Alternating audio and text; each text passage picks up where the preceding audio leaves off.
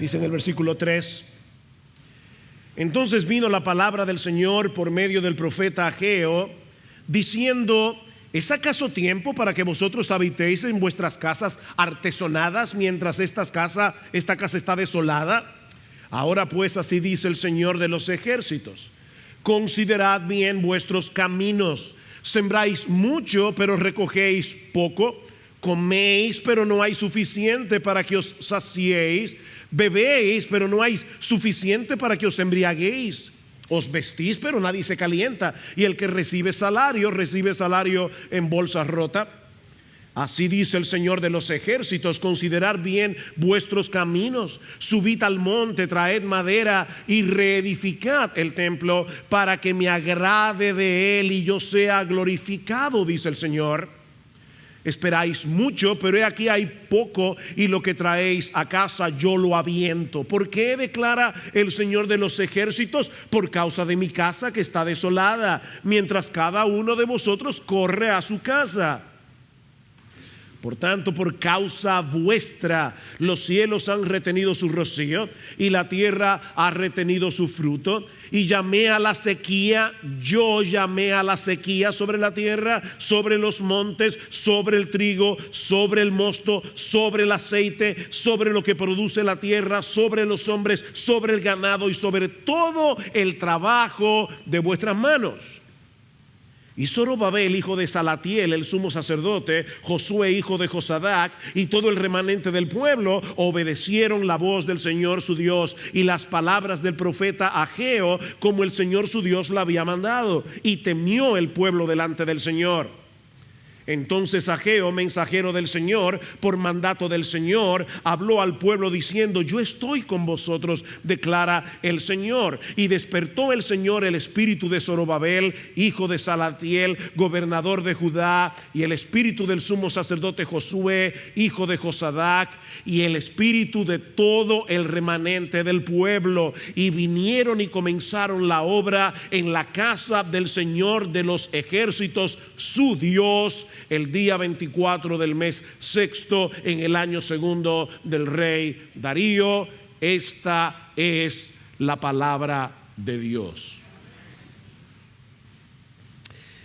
Alguien dijo en cierta ocasión que la santificación progresiva, la santificación de los cristianos, consiste en reducir la brecha que existe entre nuestra teología y nuestra vida práctica, entre lo que nosotros decimos creer y la forma como vivimos.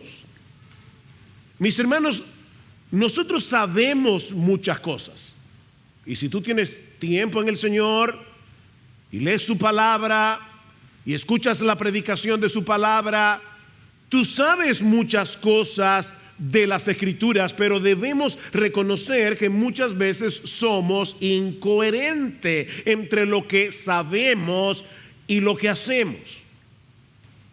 Por ejemplo, los cristianos decimos con frecuencia, es una frase que se escucha mucho en las iglesias evangélicas: de nada sirve tener muchas cosas de este mundo y no tener a Dios. ¿Podemos decir amén a eso? Claro que sí, claro que sí.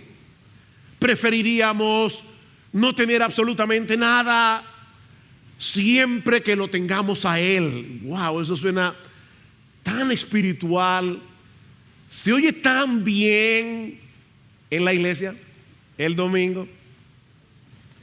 Pero, mis hermanos y hermanas, ¿acaso no es verdad que muchas de nuestras preocupaciones tienen que ver con el hecho de no tener cosas de esta tierra? No estoy hablando de Dios, no estoy hablando de bendiciones espirituales.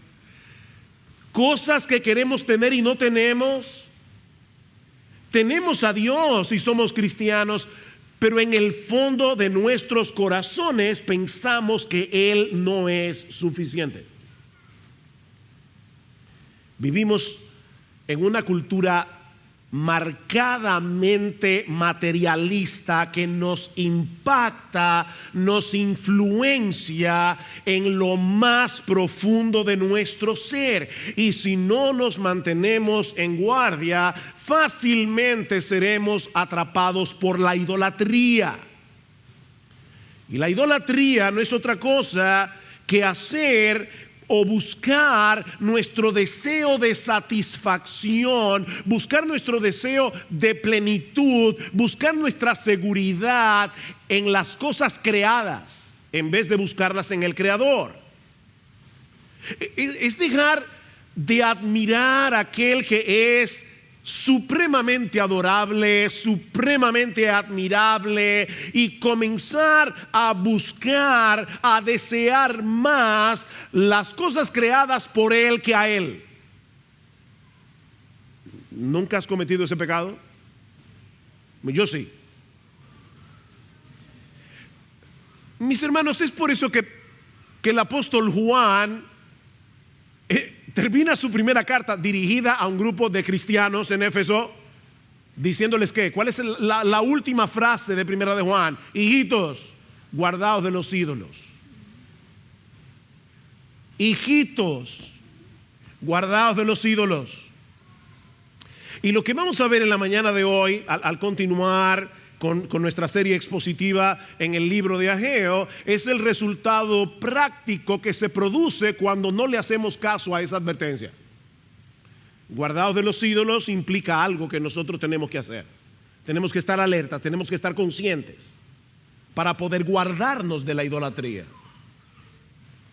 Como vimos el domingo pasado, para irnos a la historia de Ageo, debido al decreto del rey Ciro el persa y sobre todo debido a la voluntad soberana de Dios que movió a Ciro, un grupo de israelitas habían regresado del exilio al que habían sido enviados por causa de su pecado, y todo eso con el propósito de que reconstruyeran el templo que Nabucodonosor había destruido en el año 586 antes de Cristo. Ellos llegan a Jerusalén, la ciudad está destruida, ellos comienzan la labor de reconstrucción con mucho ánimo, pero por diversas razones que no vienen al caso ahora, ellos detienen el proyecto, comienzan a envolverse en sus propios asuntos, comienzan a envolverse en sus propios negocios, hasta que la obra se detuvo por completo por unos 16 años. Ahora, no olviden que ese templo era mucho más que un edificio. Ese era el lugar en el que Dios manifestaba su gloria y su presencia especial en medio de su pueblo durante el antiguo pacto, es decir, antes de la venida del Señor. De manera que estos hombres y mujeres estaban poniendo sus intereses personales por encima de Dios mismo, porque en el fondo de sus corazones estaban buscando satisfacción en otras cosas. Ese era el problema. Habían perdido el rumbo, se habían extraviado, ellos no estaban pensando bien. Es a eso que se refiere el Señor cuando dice: si tu ojo es maligno, todo tu cuerpo estará lleno de luz. La palabra allí es: si tu ojo es visco, esa es la palabra. Si tu ojo está viendo doble, tú no estás viendo bien, tú no estás viendo bien la realidad, tú no estás pensando bien. Y porque no estás pensando bien, toda tu vida está llena de oscuridad, tú estás andando a tientas y en tinieblas. Pero el Dios de toda gracia, el Dios de toda bondad, no se había olvidado de su pueblo. Él no había olvidado la promesa de pacto que Él había hecho, de que Él sería su Dios y de que ellos serían su pueblo. Y es por eso que ahora en el año 520 antes de Cristo les envía su palabra por medio del profeta Ageo para hacerlos despertar, como veremos en el pasaje que vamos a considerar en la mañana de hoy, que podemos dividir en dos partes. La primera es un llamado de parte de Dios en los versículos 3 al 11. La segunda es la respuesta del pueblo al llamado de Dios en los versículos 12 al 15. Un llamado, una respuesta. Y quiere el Señor, mis hermanos, obrar en nuestros corazones en el día de hoy para que todos los miembros de Iglesia Bíblica del Señor Jesucristo, toda persona que se encuentre en este lugar y que profese ser un verdadero cristiano, responda a la palabra predicada como estos israelitas respondieron al mensaje de Ageo hace cientos de años atrás. Mis hermanos, nuestro Dios quiere de nosotros hoy, ahora, aquí, lo mismo que quería de ellos en el año 520 antes de Cristo. Veamos entonces, en primer lugar, el llamado de Dios. Y es un llamado a reconsiderar. Noten el versículo 5 otra vez. Ahora pues, así dice el Señor de los ejércitos, considerad bien vuestros caminos. Versículo 7, así dice el Señor de los ejércitos, considerad bien vuestros caminos. Que Dios lo diga una vez es suficiente, que lo diga dos veces. Ya hay que poner atención. Y luego lo va a repetir dos veces más en el capítulo 2. Consideren. Y esta palabra puede traducirse literalmente: pon tu corazón sobre tus caminos. Pon tu corazón. El corazón es el asiento de nuestra personalidad. Pon toda tus facultades, tu voluntad, tu intelecto, tus emociones, para examinar cuidadosamente cómo estás viviendo, para examinar seriamente cuál es la motivación que hay en tu corazón y que está moviendo tu vida en este momento. Considera, reflexiona, piensa. Y llama la atención que en las dos ocasiones en que Dios hace este llamado, Él se identifica como el Señor de los ejércitos. ¿Se dieron cuenta? El Señor de los ejércitos. Este es un nombre que tiene la connotación de suprema autoridad. Mis hermanos, este nombre aparece 16 veces en el libro de Ageo, que solo tiene 38 versículos. 16 veces habla el Señor de los ejércitos. Es el Rey de los reyes, es el Señor de los señores el que está hablando aquí, por lo que debemos poner toda nuestra atención a sus palabras.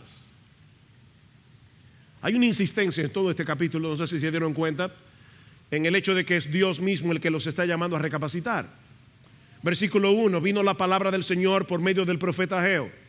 Versículo 2, así dice el Señor de los ejércitos. Versículo 3, entonces vino la palabra del Señor. Versículo 5, dice el Señor de los ejércitos. Versículo 7, así dice el Señor de los ejércitos. Versículo 8, dice el Señor. Versículo 9, declara el Señor de los ejércitos. Versículo 12, dice que ellos obedecieron la voz del Señor, su Dios, y las palabras del profeta Ageo, como el Señor, su Dios, le había mandado. Versículo 13 dice entonces Ageo, mensajero del Señor, por mandato del Señor, habló al pueblo. ¿Lo quieren más claro? Miren, aunque hay una enorme diferencia entre un profeta y un predicador, nosotros no somos inspirados por Dios. La palabra de Dios siempre viene a nosotros por medio de hombres, o hombres comunes y corrientes, que Él llama, que Él capacita para que nos prediquen en su nombre. Mis hermanos, cada vez que nosotros venimos a la iglesia y la palabra de Dios es explicada y aplicada fielmente, es Dios el que está hablando. El que a vosotros oye, les dice Jesús a sus discípulos, a mí me oye. Lucas 10:16, perdón. El que a vosotros oye, a mí me oye. Dios en los días de Ageo está mirando a su pueblo extraviado y los llama desde el cielo a que se detengan a pensar. ¿Saben por qué, mis hermanos? Porque Dios no quiere de nosotros un activismo irreflexivo. No es tan sencillo como, bueno, mira, ya deja de hacer esto y comienza a hacer esto otro. No. No, antes de mover un pie, antes de mover un dedo, detente a pensar. Reflexiona. Estos hombres y mujeres debían examinar sus corazones, porque si no lo hacían no iban a llegar a la raíz del problema. Lo mismo que debemos hacer nosotros en el día de hoy. Debemos detenernos a pensar. ¿Pensar en qué? Bueno, Ageo nos lo dice en este capítulo. En primer lugar, debemos pensar en cuál es el orden de nuestras prioridades. ¿Están nuestras prioridades en orden? Vean el versículo 3 una vez más. Entonces vino la palabra del Señor por medio del profeta Ageo diciendo: ¿es acaso tiempo para que vosotros habitéis en vuestras casas artesonadas mientras esta casa está desolada? Otra versión lo traduce de esta manera: ¿por qué viven ustedes en casas lujosas mientras mi casa permanece en ruinas? Esta palabra artesonada significa paredes elaboradas que cubrían las paredes, obviamente, y el techo también. Ustedes y sus casas, es el contraste, ustedes y sus casas están en primer lugar. Yo y mi casa estamos en un lugar muy secundario. Y no era por falta de recursos, no era por falta de tiempo que el templo del Señor estaba en ruinas, era por falta de interés. El domingo pasado veíamos que estos israelitas, tan pronto llegaron a Jerusalén, dieron una ofrenda sumamente cuantiosa, se pudiera traducir casi en 24 millones de dólares. Eso es una ofrenda. La pregunta es, ¿qué hicieron con ese dinero? ¿Qué pasó con esa ofrenda? Bueno, reconozco que esto es una especulación, pero varios comentaristas entienden que lo habían gastado en la construcción de sus propias casas. El dinero que ellos habían ofrendado, tal vez pensaron: bueno, después de todo nosotros tenemos que reconstruir también Jerusalén, si no tenemos comodidad no vamos a poder dedicarnos a la labor, y en eso se les fue 16 años. La presencia de Dios y su gloria que se manifestaba en el templo dejó de ser importante porque su comodidad, sus lujos habían pasado al primer lugar. Ustedes dicen que no es el momento apropiado para ocuparse de mi casa, pero la realidad es que ustedes han apartado mi gloria de su vista. Ya no desean mi presencia. Ustedes tienen sus prioridades trastornadas porque no están pensando bien. Miren, mis hermanos, nunca olviden esto. La verdadera transformación comienza en la cabeza. Aquí. Comienza en la mente.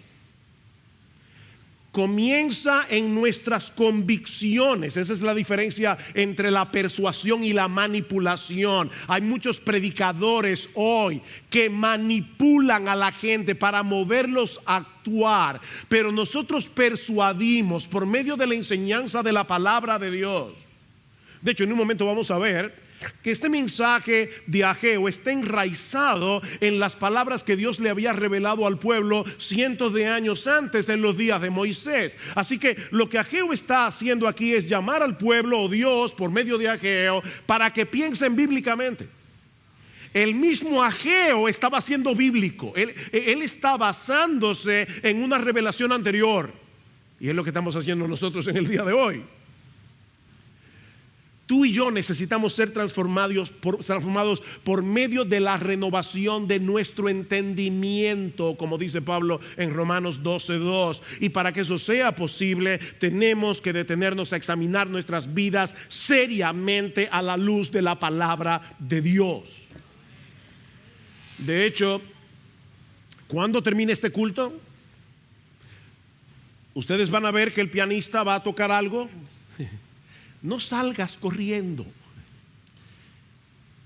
quédate un rato ahí, mientras suena la música, y reflexiona. Piensa en lo que estás oyendo.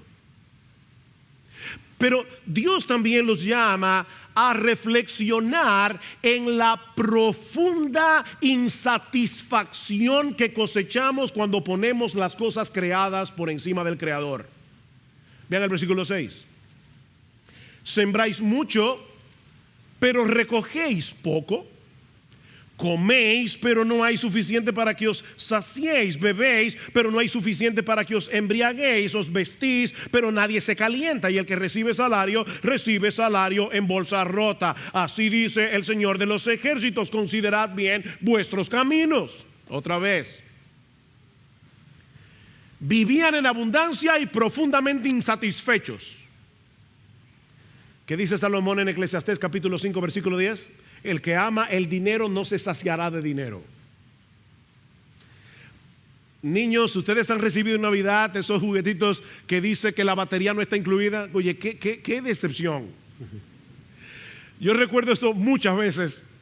Abrí el jueguito, quería jugar, no, la batería no está incluida. Mira, las cosas de este mundo vienen sin batería. No, la batería no está incluida. Esas cosas no funcionan sin Dios.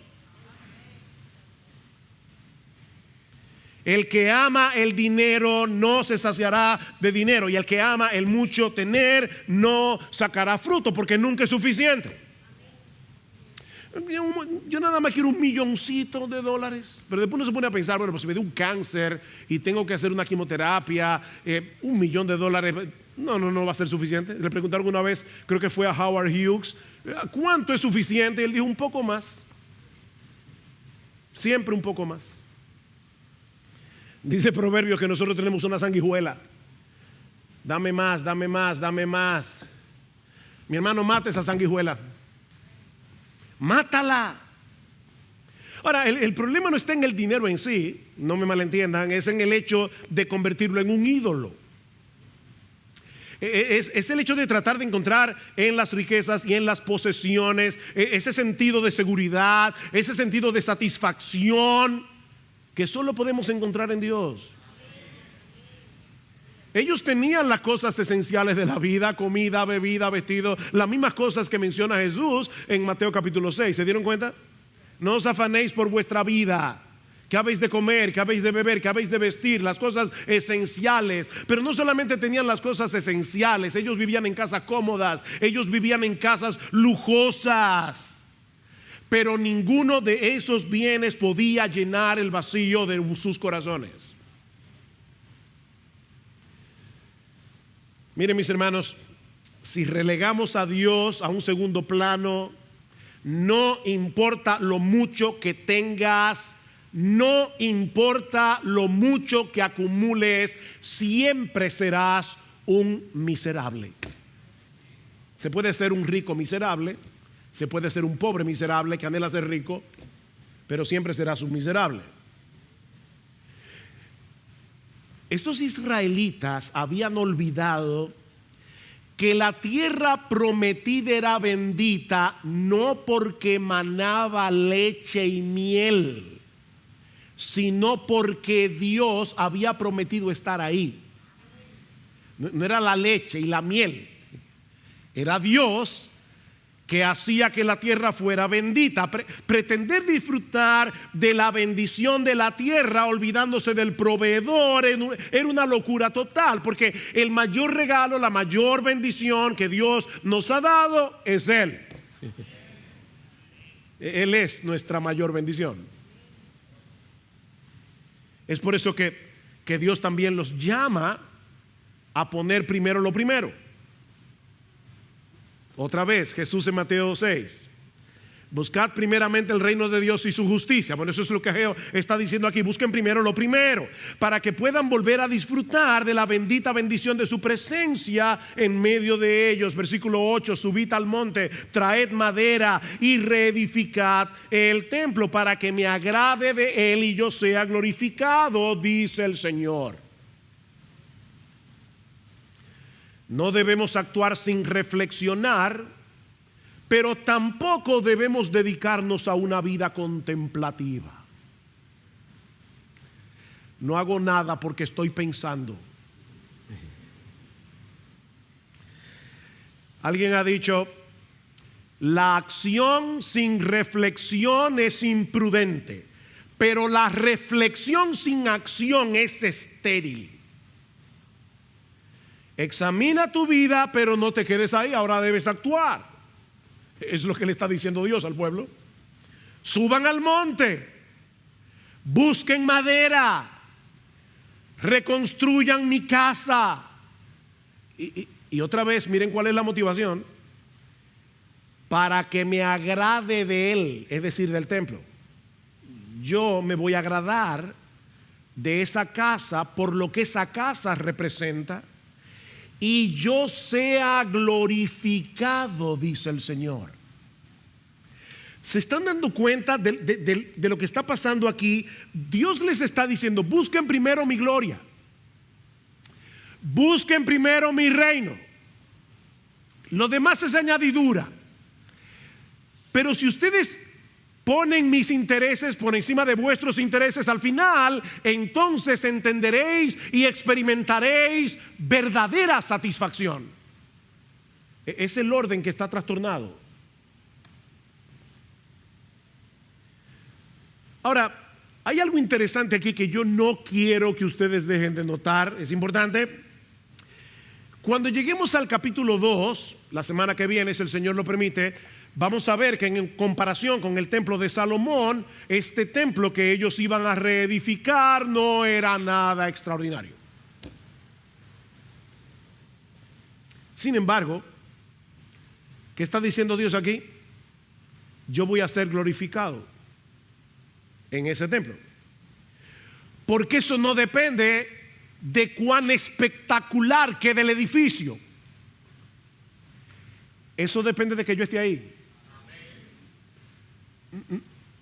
Es mi presencia lo que lo hace espectacular. Ustedes recuerdan cuando Jacob estaba huyendo de Saúl y de repente dice en Génesis capítulo 28 versículo 11 que él llegó a un cierto lugar, ni siquiera nos dice cuál es el nombre. Dice que Jacob llegó a un cierto lugar, se durmió allí, el sol se había puesto, y tomó una de las piedras y se la puso debajo de la cabeza y se acostó y se durmió.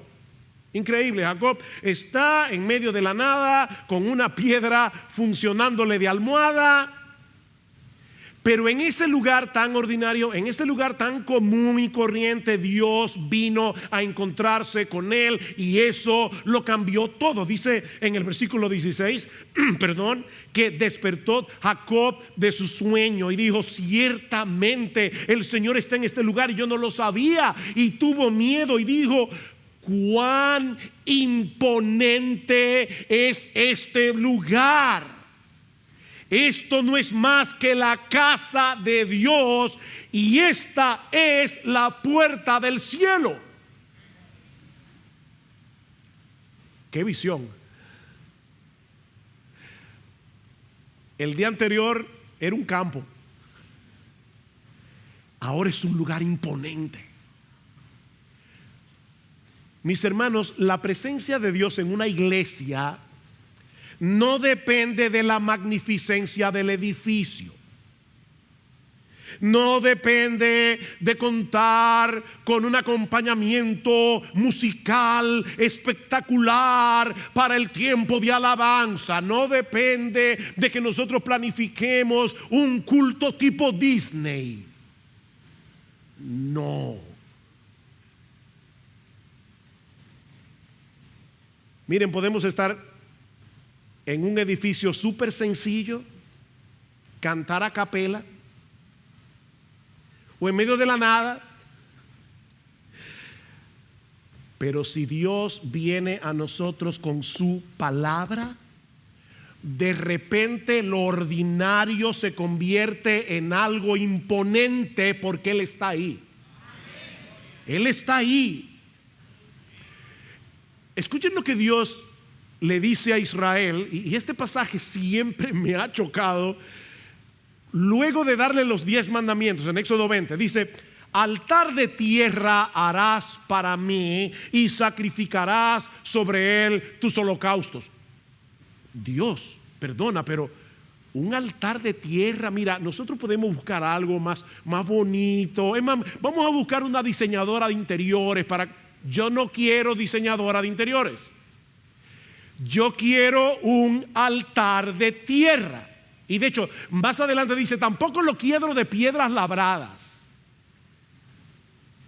No es, déjeme decirlo en lenguaje de los jóvenes, yo no quiero un altar fancy. Altar de tierra. ¿Saben por qué? Ahora escuchen. Porque en todo lugar donde yo hiciere que esté la memoria de mi nombre, vendré a ti y te bendeciré, aunque sea un altar de tierra. Y eso es lo que ocurre cuando su pueblo se congrega en su día. Mis hermanos, no olviden que la iglesia es la casa de Dios, dice Pablo en 1 Timoteo capítulo 3 versículo 15, lo mismo que dice Jacob, esta es la casa de Dios. Bueno, esta es la casa de Dios, esta es la puerta del cielo, porque esta es la columna y baluarte de la verdad. Mis hermanos, este edificio de varilla y de cemento, que por cierto, Dios nos ha dado uno bastante cómodo en comparación con el de muchas iglesias. Pero este edificio, y soy intencional en llamarle edificio, porque esto no es un templo. Esto no es un templo. Siempre que yo escucho a las personas decir, yo voy al templo, no, tú no vas al templo, tú eres el templo. Esto es un edificio que alberga el templo. Y cuando nosotros le llamamos templo al edificio, podemos perder de vista el verdadero templo del nuevo pacto. Y yo entiendo por qué la gente dice eso. Pero permítame esa pequeña corrección. Es un asunto de semántica, pero importante. Este edificio de varilla y de cemento se convierte en un lugar imponente cuando su pueblo se congrega para adorarle y escuchar su palabra. Porque este es el lugar que Dios ha escogido para que habite la memoria de su nombre. Y hay una bendición especial que desciende en medio de su pueblo cuando nos congregamos para escuchar su palabra y recordar la memoria de su nombre. Mirad cuán bueno y cuán deleitoso es habitar los hermanos juntos en armonía, porque allí envía Jehová bendición y vida eterna. Allí desciende la bendición, porque allí está la presencia de Dios que se hace presente por medio de su palabra. Pero lo que estaba sucediendo en los días de Ageo era todo lo contrario. Ellos estaban en la tierra prometida, en la tierra de la bendición, experimentando todas las maldiciones de Deuteronomio 28. Ahí es donde Ageo está citando a Moisés. Noten el versículo 9. Esperáis mucho, pero aquí hay poco, y lo que traéis a casa yo lo aviento. ¿Por qué? Declara el Señor de los ejércitos, por causa de mi casa que está desolada, mientras cada uno de vosotros corre a su casa. Por tanto, por causa vuestra, los cielos han retenido su rocío, y la tierra ha retenido su fruto. Y yo, el Dios de los ejércitos, que gobierno todas las cosas, hasta la lluvia de las nubes, yo llamé a la sequía. ¿Qué dice en Deuteronomio 28? Si ustedes no obedecen, vuestra bendición se convertirá en maldición. Y los cielos que están sobre tu cabeza serán de bronce, y la tierra que está debajo de ti de hierro. Dice, dará Jehová por lluvia a tu tierra polvo y ceniza. De los cielos descenderán sobre ti polvo y ceniza, no agua, hasta que perezcas. ¿Te suena duro? ¿Sabes que detrás de esas palabras sí es verdad que hay un juicio, pero al mismo tiempo hay un llamado de gracia de parte de Dios para que no cometamos el error de divorciar de su bendición de aquel que es la fuente de todo bien? Yo no tengo el tiempo ahora para leer el capítulo 4 del profeta Amós, Pero cuando lleguen a sus casas, busquen Amós capítulo 4 y lean desde el versículo 6 hasta el versículo 11. Y ustedes van a ver allí una lista de calamidades que Dios había traído a su pueblo por causa de sus pecados. Y cada una de esas calamidades termina con un estribillo: pero no os habéis vuelto a mí, declara el Señor. Estas calamidades eran una llamada despertadora para que se volvieran a Él, pero no os habéis vuelto a mí. Ese era el propósito. No era hacer sus vidas miserables, era destruir su miserable idolatría.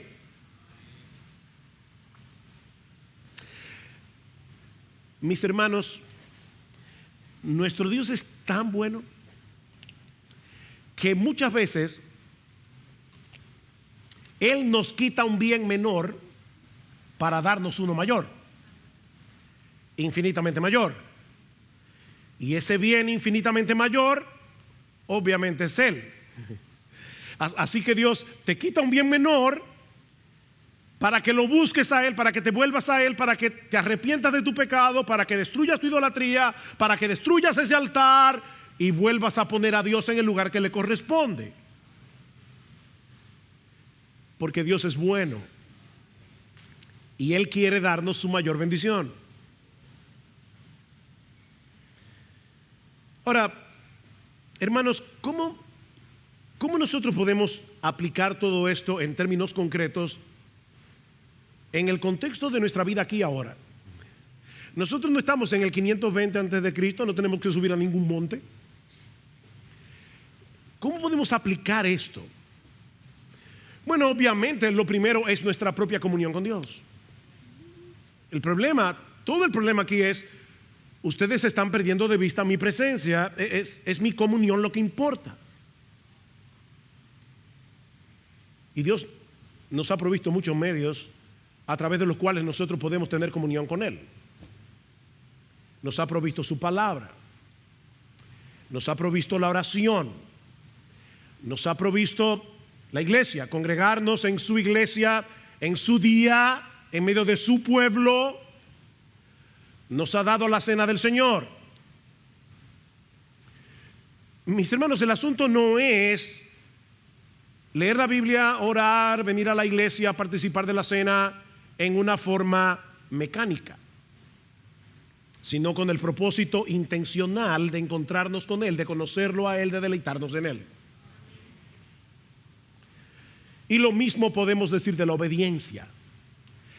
El punto no es cumplir en automático una lista de deberes. No, es buscar intencionalmente el agrado de Dios en lo que hacemos. Yo quiero agradarte, Señor. Esto que voy a hacer es para ti. Colosenses 3, ¿recuerdan? Hacedlo de corazón, como para el Señor. Y ahí no estaba hablando ni siquiera de cosas espirituales como leer la Biblia, ir a la iglesia. No, aún tus labores cotidianas, hazlas para el Señor, intencionalmente. Señor, yo quiero agradarte con esto que hago. Y eso te mantiene todo el día en comunión con Él. Porque, jóvenes, hasta las tareas del colegio es para ti, Señor. Yo quiero ser responsable para ti. Y entonces de repente una cosa totalmente cotidiana se convierte en una plataforma en la que yo tengo comunión con Dios. Recibiste una bendición, un favor de Dios, conviértela de inmediato en un motivo de alabanza y gratitud, de inmediato. Puede ser algo tan sencillo como: en estos días, Señor, provéeme un parqueo. Y voy llegando y ahí está saliendo un carro. Oh, qué gracias, Señor. Necesitaba ese parqueo. Convierte cada cosa en un motivo de gratitud, en un motivo de alabanza. ¿Sabes por qué? Porque eso te librará de la idolatría y te recordará que toda bendición que recibimos de la mano de Dios es completamente inmerecida. Solo Cristo merece la bendición de Dios y nosotros estamos en Él. Así que esas cosas de repente me recuerdan a Jesús y se convierten en un motivo de alabanza a Jesús. ¿Qué dice Pablo en Efesios capítulo 1 versículo 3? Bendito sea el Dios y Padre de nuestro Señor Jesucristo, que nos bendijo con toda bendición espiritual en los lugares en Cristo, según nos escogió en Él antes de la fundación del mundo, porque fuimos predestinados para ser adoptados hijos suyos. Somos aceptados en el amado, y como estamos en el amado, Dios ahora no nos ve como a Sujel Michelén o como a cualquiera de ustedes. Dios nos ve como a Jesús, porque nuestras vidas están escondidas en Él. Y así te mantienes el día en comunión con el Señor. ¿Y qué de ocuparnos de su casa? Que es el enfoque de este texto. Bueno, no olvides que este templo en el Antiguo Testamento no era más que un anticipo del verdadero templo, que es el Verbo encarnado. Jesús es el templo, el verdadero templo de Dios. Él es el punto de contacto entre el hombre y Dios. Y todos aquellos que estamos unidos a Él por la fe, ahora también formamos un templo espiritual. Pedro nos dice en su primera carta: acercándoos a Él, piedra viva, desechada ciertamente por los hombres, mas para Dios escogida y preciosa, Cristo. Vosotros también, como piedras vivas, sed edificados como casa espiritual y sacerdocio santo, para ofrecer sacrificios espirituales aceptables a Dios por medio de Jesucristo. Me encantó que un hermano de nuestro grupo pequeño esta semana me decía que cuando oí el sermón del domingo pasado se acordaba de este texto. Nosotros somos el templo de Dios del nuevo pacto. La pregunta es: ¿nos estamos ocupando de ese templo? Porque el problema de Israel en aquellos días es: Señor, mis intereses están por encima de tu casa. La pregunta es: ¿nos estamos ocupando de esa casa nosotros ahora o en el día de hoy? ¿Procuramos intencionalmente que los miembros de esta iglesia con los que tenemos contacto durante la semana o tal vez en nuestro grupo pequeño, nosotros podamos hablar la verdad en amor con esos miembros, para que todos juntos podamos seguir creciendo a la imagen de nuestro bendito Señor y Salvador? ¿O todavía no es el tiempo? Tú te estás convenciendo a ti mismo que tú no tienes tiempo. ¿Cuál es el proceso que se describe en Efesios 4, versículo 11? Y Él mismo, Cristo, constituyó a unos apóstoles, a otros profetas, a otros pastores y maestros. ¿Para qué? Para perfeccionar a los santos. ¿Para qué? Para que los santos, los creyentes, hagan la obra del ministerio. ¿Para qué? Para que todos juntos sigamos creciendo a la medida del varón perfecto, que es nuestro Señor Jesucristo. Para que, hablando la verdad en amor, crezcamos en todo en aquel que es la cabeza, cuando cada miembro actúa conforme a los dones que el Señor le ha dado. Ese es el proceso. ¿Cuál es la misión de esta iglesia? Formar una comunidad de discípulos que hacen discípulos, hablando la palabra en dependencia del Espíritu Santo. La misión de esta iglesia es conformar un cuerpo en el que todo el mundo está discipulando y siendo discipulado.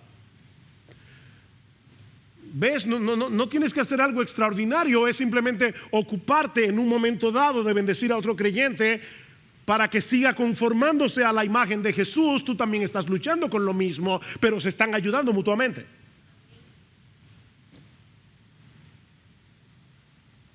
¿Estamos poniendo nuestros dones en operación para beneficio de este cuerpo? ¿Qué dice Primera de Pedro capítulo 4 versículo 10? Cada uno según el don que ha recibido, ministrelo a los otros como buenos administradores de la multiforme gracia de Dios. Cada uno, no los pastores, no los diáconos, cada uno según el don que ha recibido. Mis hermanos, eso está en palabra de Dios como Ageo 1.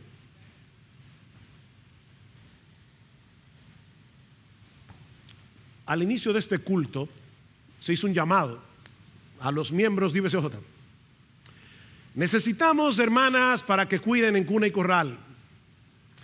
Necesitamos hermanos para que trabajen en la escuela dominical de niños, de adultos. Necesitamos hermanos que se involucren en la logística, necesitamos hermanos que cuiden, necesitamos hermanos que hagan muchas cosas que ya les hablaremos en el mes de junio cuando tengamos la reunión con la iglesia.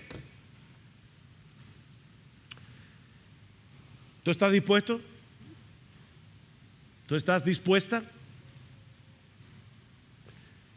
Pastores, que eso es sacrificial, hay que llegar temprano. Y ustedes se acuerdan lo que yo les decía en un reporte que di un miércoles para aquellos que no estaban aquí, que en la iglesia que yo visité en El Salvador, ellos se reúnen en un hotel y como no caben allí, tienen que celebrar 2 cultos. El primero comienza a las 8:30 de la mañana, así que hay un grupo de hermanos que llega a las 5 de la mañana para que todo esté en su sitio.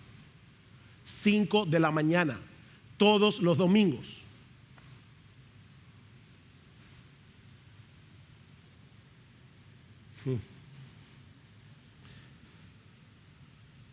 Sí, es sacrificial, pero debemos estar tan interesados en la gloria de Dios que se manifiesta en la iglesia, dice Pablo en Efesios 3:21. Es aquí sea la gloria en la iglesia en Cristo Jesús por todas las edades, por los siglos de los siglos, aquí en la iglesia. Estamos tan interesados en esa gloria que deberíamos estar dispuestos, mis hermanos, a salir de nuestra zona de comodidad y a decir como el profeta Isaías: heme aquí, envíame a mí. Ahora, ¿sabes lo interesante? Cuando tú pones tus propios intereses por encima de los intereses de Dios, terminarás insatisfecho. Nuestro Dios no es un Dios malo. Él está buscando nuestro bien. Por lo tanto, ponlo a Él primero y tu vida va a ser una vida satisfactoria. Y ni hablar de otros ministerios. Aquí necesitamos más líderes de grupos pequeños. Aquí necesitamos hermanos que ayuden a sentar a las visitas. Aquí necesitamos más hermanos que ayuden con el parqueo. Aquí necesitamos un montón de gente.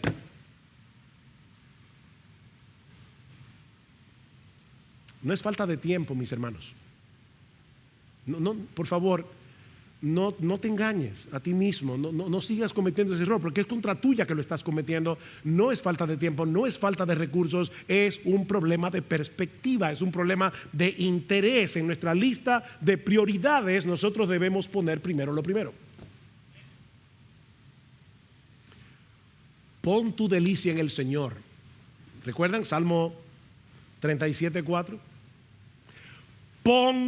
Es algo intencional y no es opcional, es una orden, pero es una bendita orden. Es una orden del Dios bueno que quiere nuestro bien. No quiero que te desgracies la vida, y por eso pon tu delicia en el Señor y Él te dará las peticiones de tu corazón. ¿Cómo así?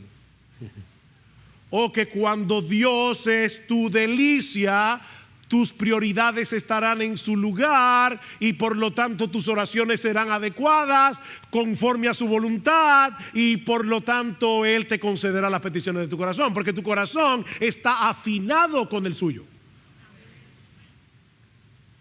Pon tu delicia en el Señor, porque en Él está, dice el salmista en otro salmo, el manantial de la vida. Wow, en Él está el manantial de la vida. En tu luz veremos la luz. Mis hermanos, nuestro Dios es supremamente adorable, nuestro Dios es supremamente deleitoso, nuestro Dios es supremamente digno de amor, de servicio, de adoración. Ninguna de las cosas creadas por Él puede producir una mayor satisfacción que aquel que la creó.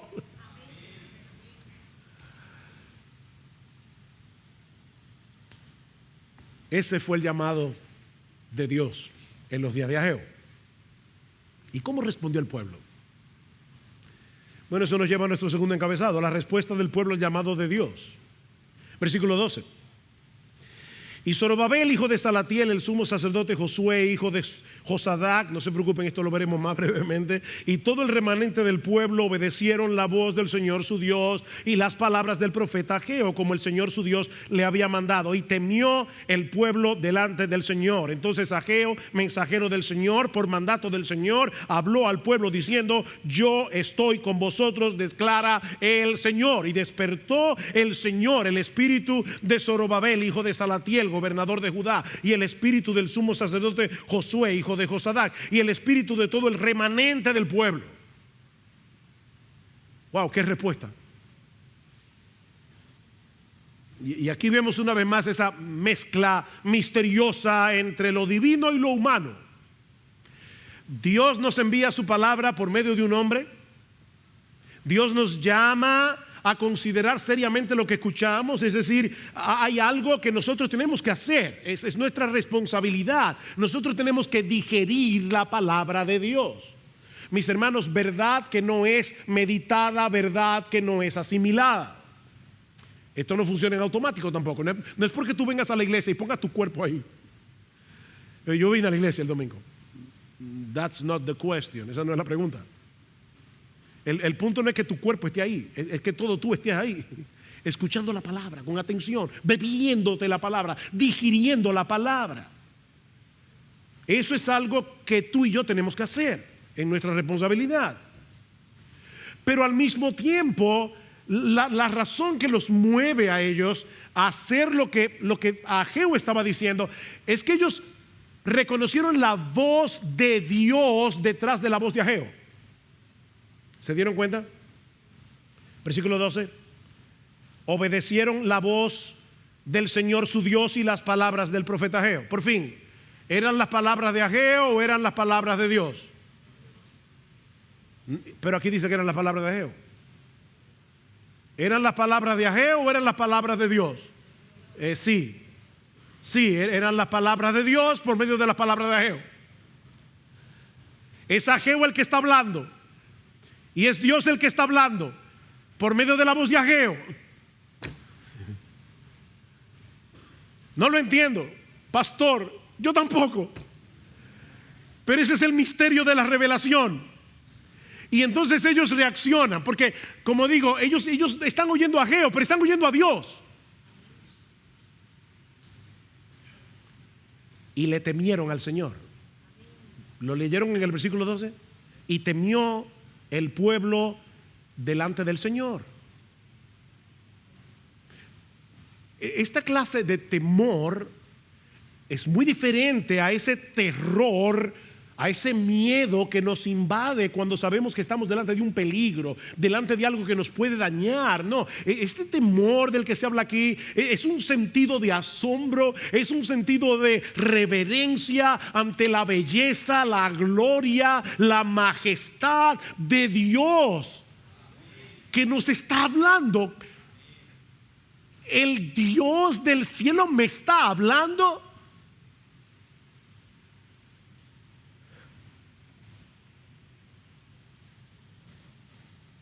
Y eso es lo que nos mueve a querer hacer lo que Él nos ordena. Versículo 13. Entonces Ageo, mensajero del Señor, por mandato del Señor, habló al pueblo diciendo: yo estoy con vosotros, declara el Señor. Y despertó el Señor el espíritu. Esta no es una obediencia mecánica, esta es una obediencia que nace de la fe, no de un miedo servil a Dios. Si no hacemos esto, nos caerá un rayo del cielo. No, mire, si fuera así, habrían tormentas todos los días. No, es que nosotros sabemos que Él es infinitamente bueno, que Él es infinitamente sabio, que Él nos ama en Cristo con un amor inalterable, profundo, inmutable, y por eso nosotros queremos hacer lo que Él nos manda.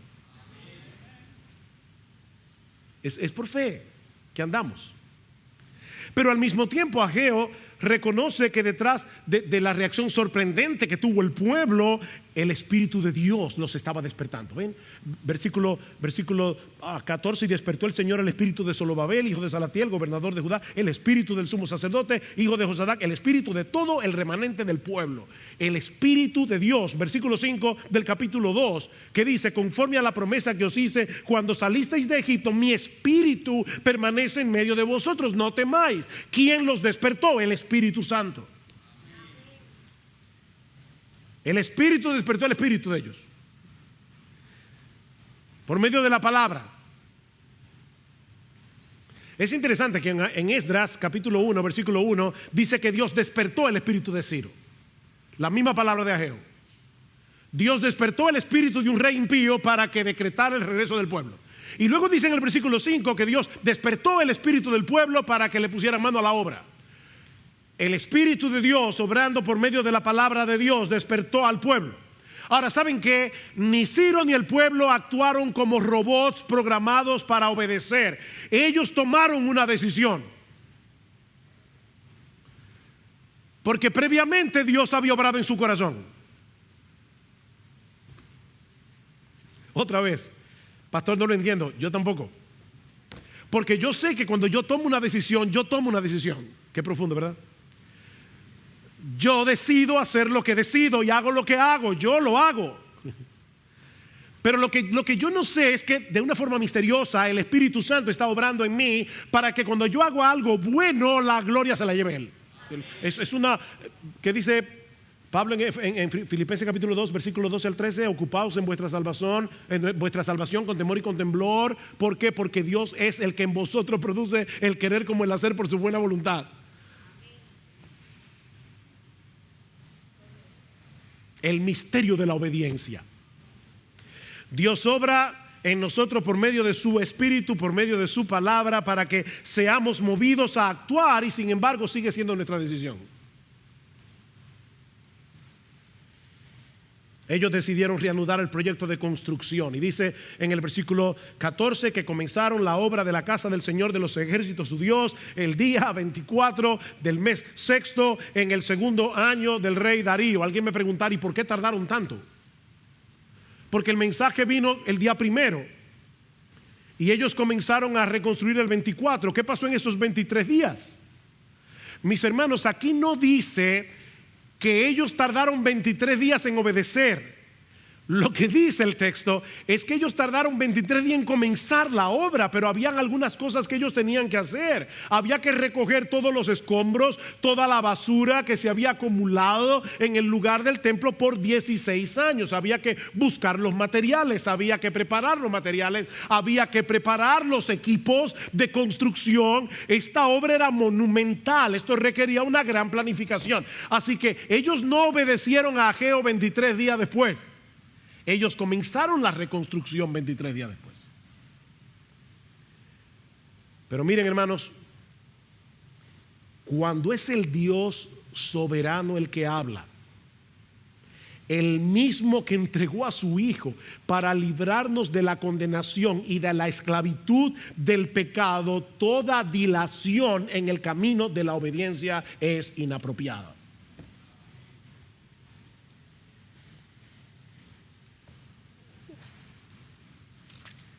Déjenme leerles algo que no está en mis notas, pero sí en mi cabeza desde que me levanté esta mañana. Hebreos 3. El Señor está llamando a su pueblo en Hebreos y dice, me llama la atención, dice en el versículo 7, por lo cual, como dice el Espíritu Santo, si oís hoy su voz, está citando el Salmo 95, no endurezcáis vuestros corazones. Lo que me llama la atención es que el autor de Hebreos está citando un salmo que se escribió casi 1000 años antes. Y sin embargo él no dice como dijo el Espíritu Santo, él dice como dice el Espíritu Santo. En tiempo presente. Porque este libro sigue hablando. No importa si es Ageo, no importa si es Hebreos. Este libro habla porque este libro está vivo. Por eso decía John Stott que la Biblia es Dios predicando. Así que si tú estás escuchando hoy su voz, y tú estás escuchando hoy su voz, no porque sea yo que esté predicando, sino porque estoy predicando la palabra de Dios, no endurezcas tu corazón.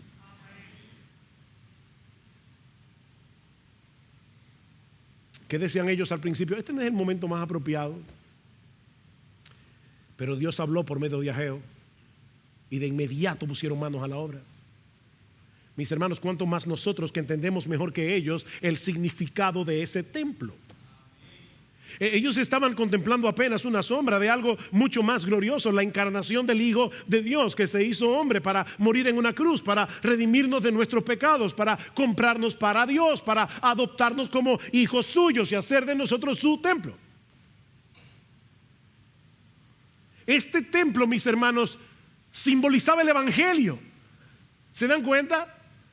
Este templo simbolizaba el Evangelio, cuyos beneficios ahora nosotros disfrutamos de pura gracia. Y ese amor incomprensible, incomparable de Dios es el combustible que debe movernos a la obediencia.